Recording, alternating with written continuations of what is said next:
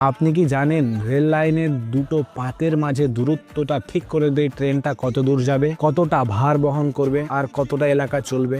দুটো রেলের দূরত্বকেই বলা হয় রেলওয়ে গেজ। ভারতীয় রেলওয়েতে মূলত 4 ধরনের রেলওয়ে গেজ লক্ষ্য করা যায়: broad gauge, standard gauge, narrow gauge, metre gauge. চলুন একসঙ্গে একে একে বুঝে নেওয়া যাক। প্রথমেই আসি ব্রড গেজে।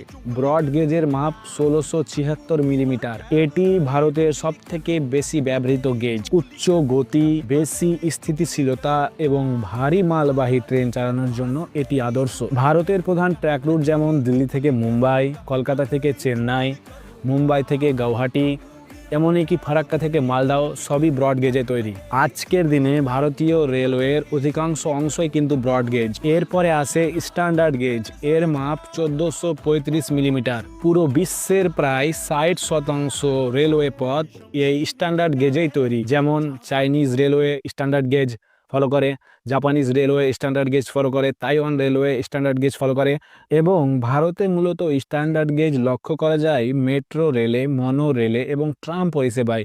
যেমন কলকাতা মেট্রো, দিল্লি মেট্রো ইত্যাদি ইত্যাদিতে লক্ষ্য করা যায় স্ট্যান্ডার্ড গেজ। এবার বলি মিটার গেজের কথা। এর মাপ 1000 মিলিমিটার। আগে ভারতের বহু রুটে মিটার গেজ ছিল, কিন্তু এখন বেশিরভাগই ব্রড গেজে রূপান্তরিত হয়েছে।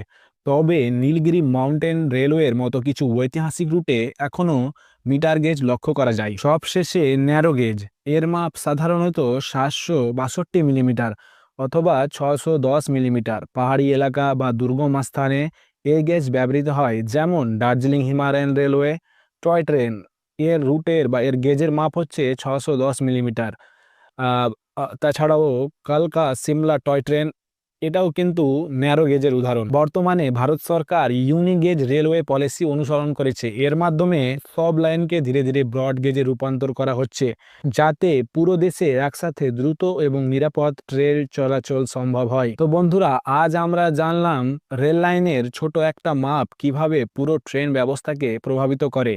ভিডিওটা ভালো লাগলে লাইক করুন, কমেন্টে জানান আপনি কোন রুটে ভ্রমণ করেছেন। আর যদি ট্রেন রিলেটেড ভিডিও দেখতে চান তো অবশ্যই চ্যানেলটাকে সাবস্ক্রাইব করবেন। ধন্যবাদ।